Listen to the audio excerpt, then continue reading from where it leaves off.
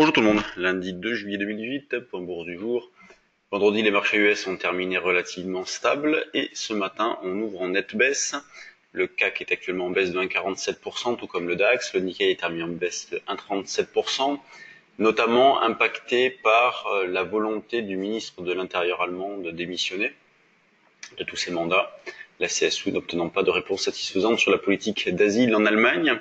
Donc le CAC 40 est actuellement à 5242, donc on est sous les derniers plus bas, donc dans la zone de support 5245,50 qui est parfaitement validée, était validée précédemment. Là c'est la troisième fois qu'on y retourne, donc les probabilités de passer au travers augmentent.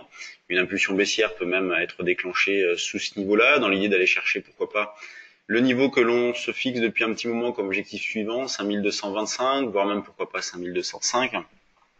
Le problème étant que ces derniers temps, c'est vrai qu'il n'y a jamais eu vraiment de relais, donc les stratégies de breakout ont rarement fonctionné, mais là pourquoi pas vu le contexte, le CAC a ouvert avec un gap à la baisse, il y a un petit peu de pression, donc une nouvelle fois un contre-pied.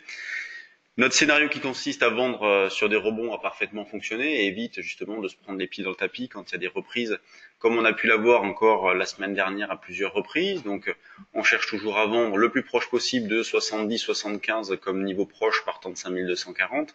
C'est sûr que si on fait un nouveau plus bas, on verra pour rapprocher ce niveau. Mais sur le trade du jour, depuis ce matin, on avait proposé de vendre vers 85-90, niveau qui bien évidemment n'a pas été atteint, mais qui resterait d'actualité si on y retournait en ce début de séance et jusqu'à midi.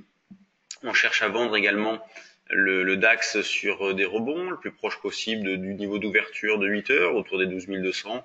Donc on a la zone 12 200, 12 220 qui constitue une zone de résistance proche sous laquelle on peut tenter des petites ventes dans l'idée de jouer un retour vers 12 120 et pourquoi pas 12 080. Quand on regarde du côté de l'euro-dollar, eh bien, les ventes ont bien fonctionné la semaine dernière et notamment le 1,1673 que nous vous proposions vendredi, puisqu'on a pu se racheter dans la nuit vers 1,1635. Là, on y est retourné également pour ceux qui auraient raté le coche. Donc le 1,1673, eh bien, on va le reprendre. Donc pour tenter une petite vente, on peut également essayer de gratter 1,1693 double top avec cette nuit, donc 1,1673, 1,1693, les niveaux proches à surveiller. Juste pour en revenir au CAC, on a toujours une volatilité qui reste assez modeste, on va dire, puisque à la monnaie, on est à 15,5 de volatilité, ce qui permet tout de même, pourquoi pas, de tenter des petites ventes de put. Alors, pas la peine d'en faire beaucoup, étant donné que la volatilité reste modeste, mais il est possible de vendre, par exemple, du put 5002 autour de 60. Alors, on peut le faire sur ce niveau de prix ou un cran en dessous, voire même, pourquoi pas, du 5150 autour de quasiment 50. Il reste 19 jours jusqu'à l'échéance, donc ça fait un gain intéressant vu le nombre de jours qui restent. C'est loin d'être évident non plus au vu du contexte, mais ça se tente un petit peu, comme je sais que certains sont à l'affût de ce genre de propositions. C'est quelque chose qui peut être tenté. Quand on regarde du côté des actions, commençons par les valeurs du CAC, donc que des valeurs dans le rouge. La plus forte baisse, c'est Arcelor. On a l'habitude, Arcelor, c'est un coup la plus forte hausse, le lendemain la plus forte baisse. On a Airbus qui baisse aussi. Pas d'alerte particulière sur Airbus non plus. On a Technip, BNP. Bon, BNP, c'est pas terrible. On a vu que au cours du précédent rebond, on est resté coiffé par la moyenne mobile. Donc la valeur reste plombée.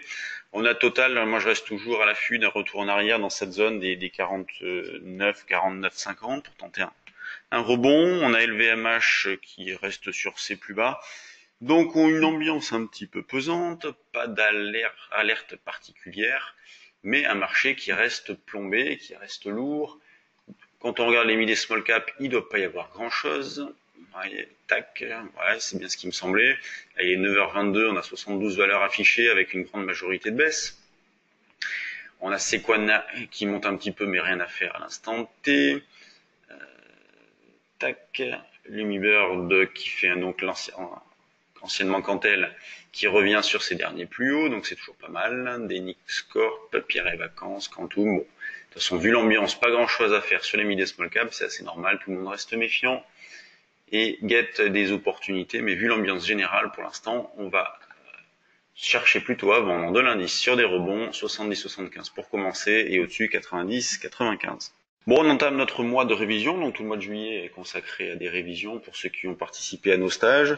Certaines sessions sont ouvertes à ceux qui ouverte à tous, donc même à ceux qui n'ont pas participé à nos stages. Vous avez le calendrier sur notre site internet www.percevalfinance.com. Vous êtes les bienvenus, inscrivez-vous.